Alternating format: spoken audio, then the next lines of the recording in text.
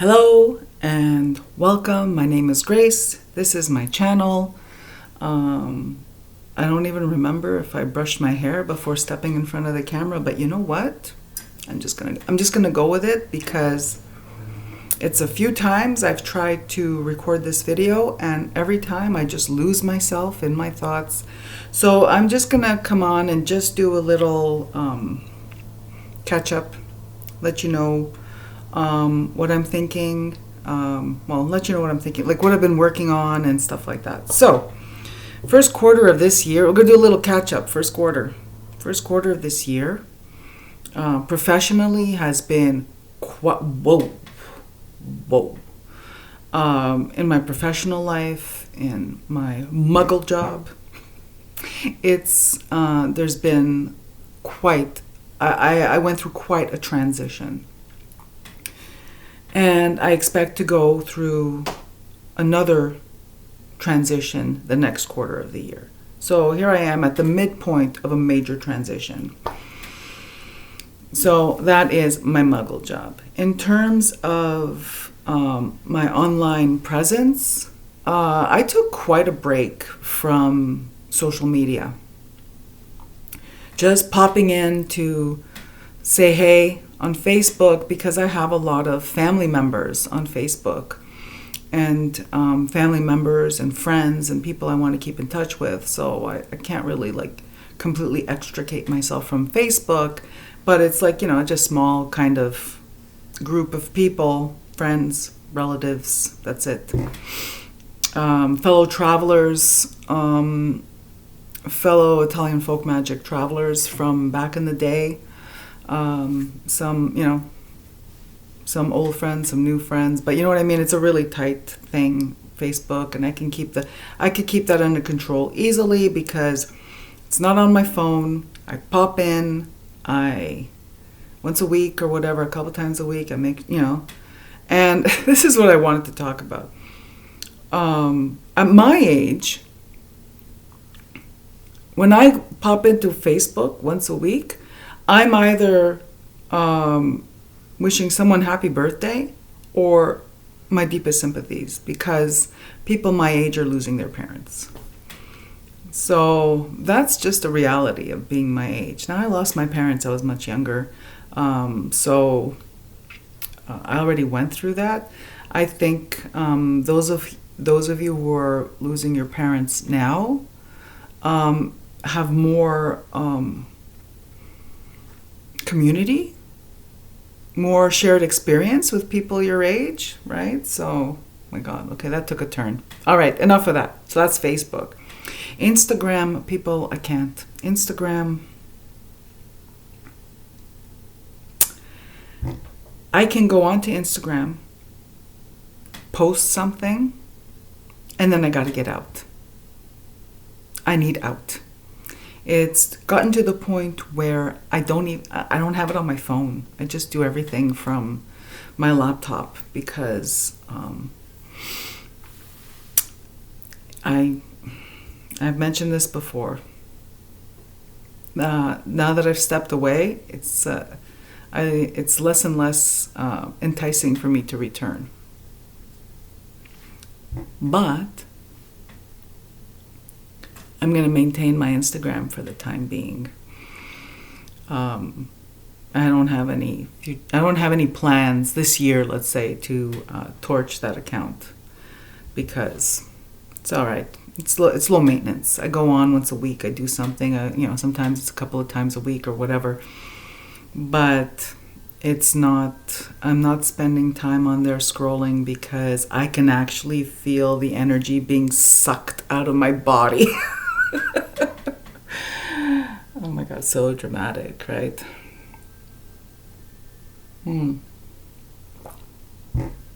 So there's that. With the transition of my professional life, my muggle job will be also a transitioning back, a return to my online presence in terms of services. For those of you who don't know, up until 2 years ago, I offered tarot readings online. I offered spiritual consultations, magical consultations. I'd been doing this for a really, really long time. And when the demands of working with the public during a pandemic started to take its toll on me, I decided to recede from that because I didn't have anything to give. I had nothing left to give. And I didn't think it was fair for me to continue to, first of all, those of you who know, oh my God, how long did it take me once you contacted me for me to book your appointment? Okay? How long, those of you who contacted me for, let's say, email readings, some of you waited a month, maybe even longer, okay? I had to just shut that down because, again, I was at a point where I had nothing left to give. With the transition of my muggle job and my professional life, part of my professional life, I'm also going to be transitioning. I'm slowly transitioning back to my online professional life, and I'm looking at different. I don't want to come back. I never come back doing the same thing. Like I never come back offering the same services. Well, I offer the same kind of services, but I never come back just on the same platforms or just, because, time marches on, right? So I'm looking at different options because of the my niche interest as Italian folk magic, or just folk magic in general, right? But Italian folk magic, and oh my gosh, people, with the closing down of the book depository, I'm taking it hard because that's where I used to get all my Italian language books. At a better, anyway, one, there was the cost aspect, right? Free shipping. I'm going to have to go back to ordering my Italian language books from Italian books, online bookstores, and paying shipping to Canada, which is probably not going to be feasible as, Anyway, I'm going to miss the book depository. But anyway, I digress. So I'm going to be offering some kind of, it's going to have to be some kind of Patreon or membership kind of deal where, since I have these books, and those of you who are of Italian descent, descendants of immigrants who are wanting to learn Italian folk magic from the sources, from the Italian language sources, I'm going to be offering where I will read these books and then talk about them, talk about the chapter. It's probably going to be a chapter by chapter thing or a subject by subject thing where I literally interpret.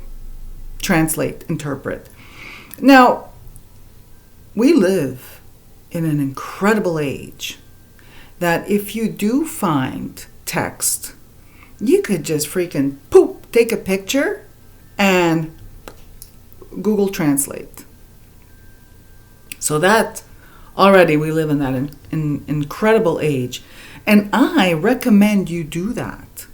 You find anything online, and the only thing that is interesting to me, I find this fascinating because, Italian folk magic is not cool. Okay? La magia popolare is not cool. Especially with all young people. The youth of today, Italian from, native Italians and as well as descendants of immigrants. There's so much information out there that it really gets murky. What is neo-pagan? What is basically Italian language Wicca? Italian language traditional witchcraft, British traditional witchcraft, and what is Italian folk magic. And I don't know, I think those would make some pretty interesting conversations. So I'm going to be offering that kind of thing where literally it's, talks on these different resources. Authors like Andrea Romanazzi, who is prolific, absolutely prolific. He has written quite a number of books on witchcraft in Italy and a lot of anthropological stuff that I find absolutely fascinating, and you would find it will inform your practice. See, my goal is not to come on and say, I'm going to teach you the real Italian folk magic. No. The thing is like I said in a previous video, your practice starts with you. And I want to offer tools. I want to offer insight, context, cultural, traditional, historical contexts, religious contexts, political contexts to inform your practice. Because there is no one true way to practice folk magic, because, to circle back, it is the magic of the people born of necessity.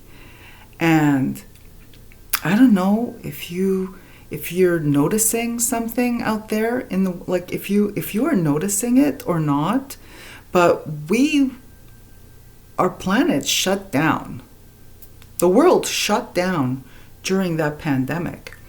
We have not even begun to see the full effects of that yet. But we are starting to see it.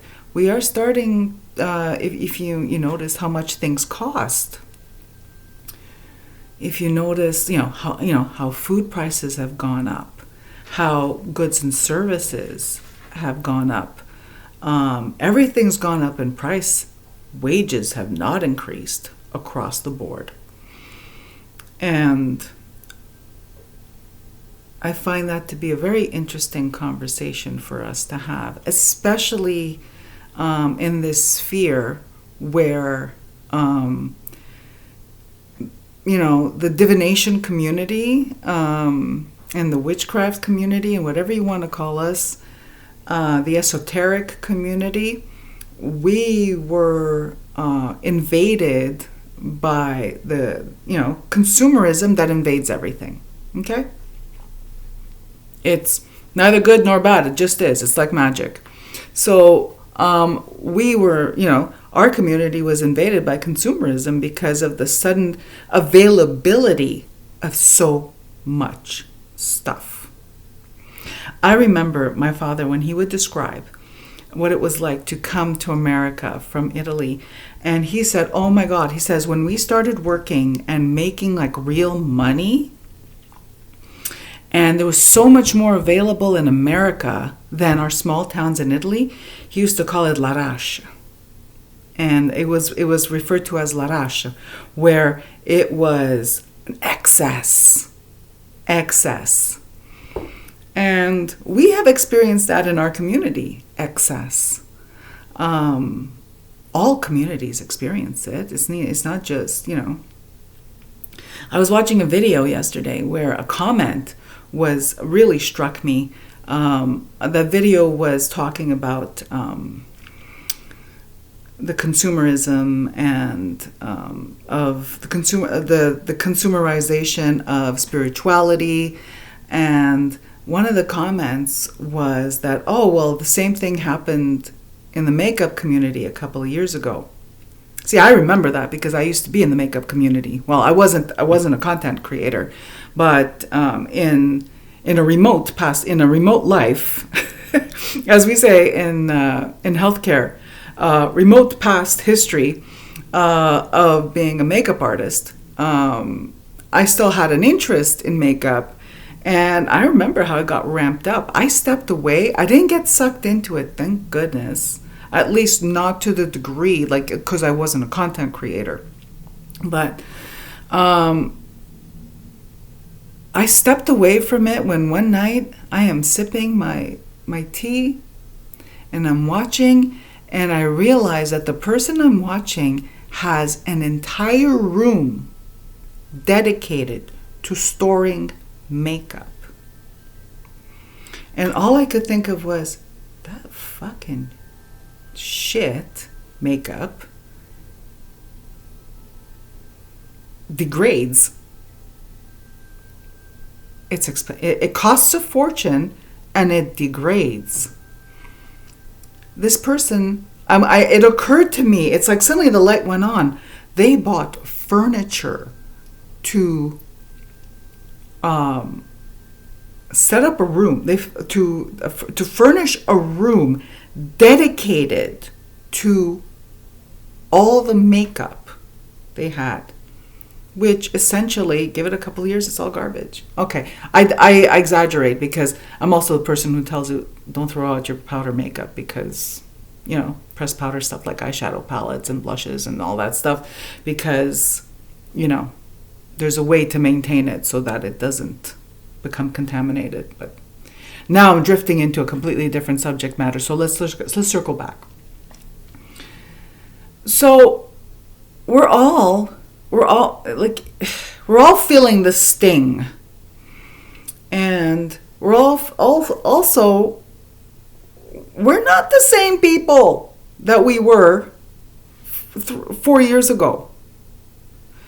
None of us are the same people that were 4 years ago. I'll tell you, me personally, I am not the same person I was 4 years ago. One, from just being a healthcare professional, but also I lost people. You lost people.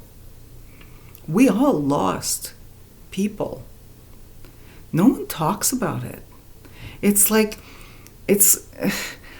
Well, maybe people are talking about it, but I don't hear it because, I've been like freaking hiding in my cave. So I take that back. Maybe people are having this conversation, but people are gone. For various reasons, but some of them are just gone. Like, I lost people, like they died.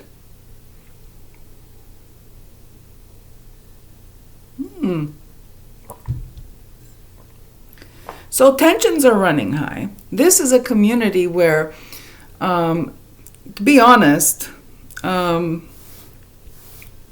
come here looking for like-minded folks, right?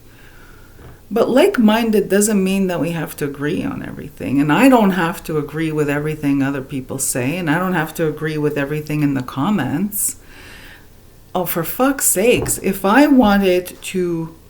For me, I don't want to go in no fucking echo chamber where everybody agrees with me, because then I don't grow as an individual, and then I become bored with my own subject matter. So when people say they're in a tarot slump, now I'm gonna circle back to tarot and divinity. So when people say they're in a tarot slump, you're not in a tarot slump. Okay, maybe you are. But let me offer you a different way of looking at it. You're not so much in a tarot slump as you're in a shopping for tarot decks slump. You're in a watching the flip-throughs slump. You're not in you're not in a magical practice slump. You're in a consuming content on magical practice slump. Because the best way to get out of a slump is to stop being a spectator and to participate. And I don't mean participate like, oh, I'm going to open up a channel, I'm going to do flip-throughs. No, I mean participate. Use your tools. And here we are. So I know this is like a kind of video, but I got like a lot of things that just lead to another, right? Like thoughts that lead to another thing.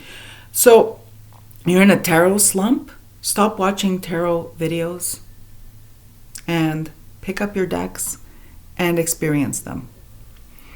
Whether you have one deck or you've accumulated 500 decks, it's time to come home and face them. And that's what I did. What I find really, what always entertains me is when I first came on here, and I'm sure I wasn't the first one to talk about tarot deck overwhelm, and I really missed the relationship I had with tarot prior to the consumerism.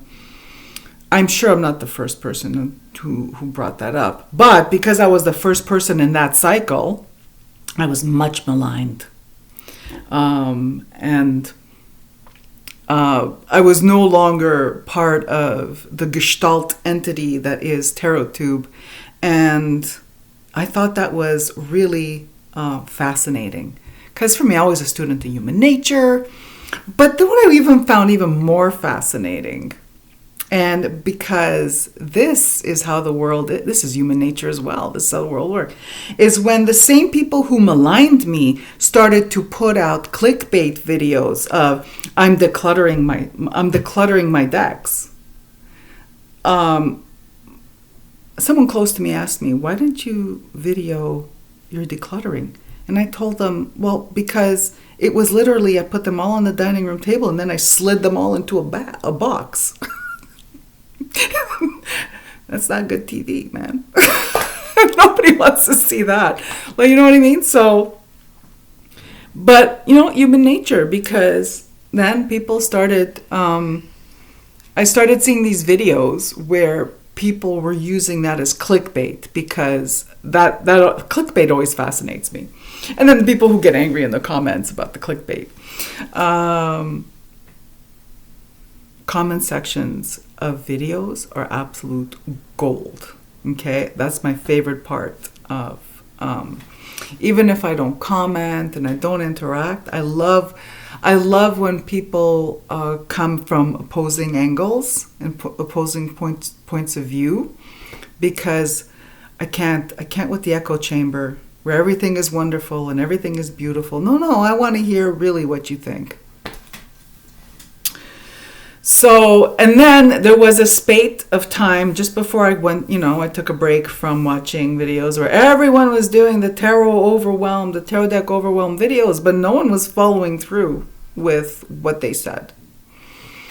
And again, it's like anything else. It's human nature. I followed through. Like I said, I put all those things I purchased that were just purchased because I saw them in a video and someone told me it was awesome and I needed some kind of stress valve release. I threw all those things on the dining room table and I slid them all into a box. And I've done that a few times since. Because by stepping away from watching the flip through videos, by stepping away from watching the unboxings, and people telling me after they, that they just received the deck and it's amazing. It's an amazing reader. And it's like, I always go back to the same thing I said years ago. It's not the fucking deck that's an amazing reader. You are an amazing reader. What you have found is a tool that speaks your language. What you have found is a tool that, aligns with your vibe, that aligns with the way you, English, my God, people, the way you interpret language and symbolism. It's not the deck that's a great reader. You are. What you're experiencing when you pick up a deck, whether it's tarot or oracle, and it sings, it's because you have found one that symbolically speaks your language. And at the same time, for those of you who, like me, are metaphysical and do work with spirits, you've also it's at that junction point where it speaks your symbolic language and the language of your spirits, and where that intersects is where you get an open channel and a tool that is literally a phone to the spirit world. I really talked about, like, I really went all over the place with this video, right? But you know what? We needed to catch up a little bit. So I'll be coming back. I'm going to be recording videos more regularly. I have to figure out, what kind of videos are going to be. I started yesterday showing some flip throughs of some decks I find interesting.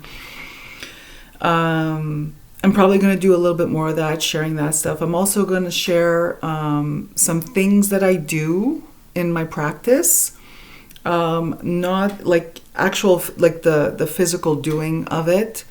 Things involving incense and crafting. Don't get excited. It's very low tech. You know what I mean? It's like, and I wanted to give a shout out to a channel that's been around a really long time, but is invaluable. If you're out there and you want to see, I'm gonna have to put in my description box because I'm not quite sure what the name of her channel is. But her name is Rebecca, and she is the good wife at the Crone House. And I'm going to put her channel link in my description box, because it's just wholesome witchcraft information. It's practical witchcraft information. Doesn't matter whether you are Wiccan, whether you are folk magic practitioner with Christian roots. Doesn't matter if you're an animist. Doesn't matter if you're chaos. Doesn't matter. There's just some down-home, just a down-home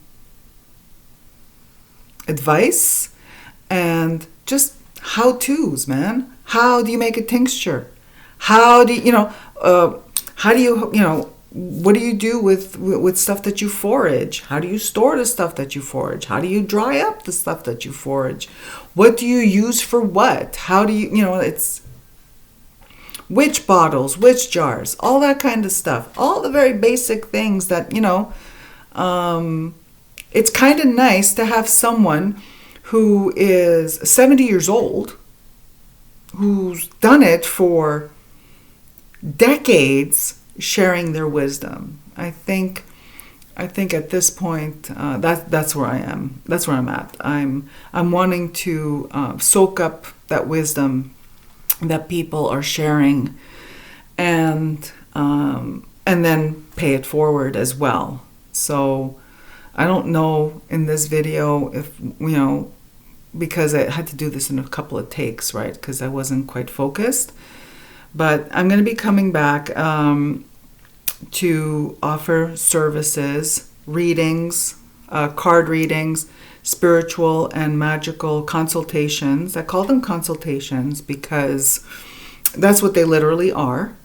And I'm not quite sure which platform it's going to be on. I will continue to do what I do here on YouTube, just because, I appreciate all of you being here, but at a certain point, I am going to be offering stuff that's a little more niche, a little more specific, a little more focused, that may not interest the public at large, but on a platform like Patreon or YouTube membership, it will allow those of you who want to participate to have more access to me instead of just watching me talk. It would allow you to have like more direct access with me, more direct interaction. And like I said, the whole world shutting down has changed us. And I think it's time to embrace that change and move forward with it and reconnect with our communities and our fellow travelers. And right now I'm going to stop right here. I want to thank you all who are watching for being my fellow travelers. We don't have to agree on everything. We don't even have to be doing the same things. We are all fellow travelers if we're in this space. Whatever you do today, do it with passion, and I'm wishing you all a beautiful day.